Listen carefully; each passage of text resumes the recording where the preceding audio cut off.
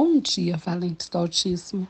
Nesta manhã, vamos meditar em Hebreus, capítulo 12, e vamos ver a partir do versículo 1, que diz assim: Portanto, nós também, pois que estamos rodeados de uma tão grande nuvem de testemunhas, deixemos todo o embaraço e o pecado que tão de perto nos rodeia e corramos com paciência a carreira que nos está proposta. Olhando para Jesus, autor e consumador da fé, o qual, pelo gozo que lhe estava proposto, suportou a cruz, desprezando a afronta e assentou-se à destra do trono de Deus. Considerai, pois, aquele que suportou tais contradições dos pecadores contra si mesmo, para que não enfraqueçais, desfalecendo em vossos ânimos. Ainda não resistisse até o sangue, combatendo contra o pecado. Amém. Glória a Deus. Amados, eu quero destacar nesse texto hoje 3 coisas para a nossa reflexão. A primeira coisa é que fala o seguinte, que nós devemos o quê? Nos desembaraçar do pecado e de tudo aquilo que nos rodeia e que nos embaraça. Aqui fala de uma forma bem clara, deixemos todo o embaraço e o pecado que tão de perto nos rodeia e corramos com paciência a carreira que nos está proposta. O que tem embaraçado sua vida? Pense nisso. Tire os embaraços. Não permita ficar embaraçado.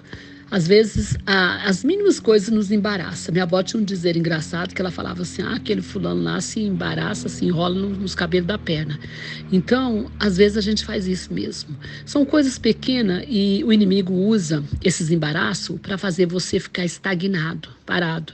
Quantas vezes as pessoas falam que não pode ir à igreja, o culto, por causa disso, por causa daquilo. Então, se você for deixando, você não vai na igreja, você não lê Bíblia, você não ora, você não faz curso, você não faz uma academia, você não faz uma caminhada, você não faz nada. Você fica estagnado, parado, porque você não tem tempo, porque você não tem tempo, porque você não tem tempo. Mas, na verdade, não é porque você não tem tempo, é porque você não prioriza as coisas que são importantes na sua vida. E aí você fica embaraçado.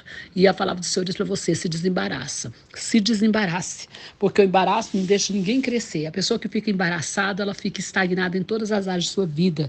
E essa é uma grande armadilha, maligna e emocional. Saia dela. A outra coisa é que fala, olhando para Jesus, autor e consumador da fé. É para ele que nós temos que olhar. Quando as coisas vierem, pesado, difícil, as adversidades, nós temos que ficar olhando para aquilo que é difícil. Nós vamos olhar para Jesus, ele que é o autor e consumador da nossa fé. Se nós olharmos para ele, nós vamos encontrar refrigério, força, esperança. Se nós olharmos para nós mesmos, nós vamos encontrar o quê? Fraqueza. Se nós olharmos para a situação, nós vamos ficar com medo, porque às vezes é uma situação difícil, que a nossos olhos não tem solução. Mas se nós olharmos para Jesus, nós vamos nos fortalecer.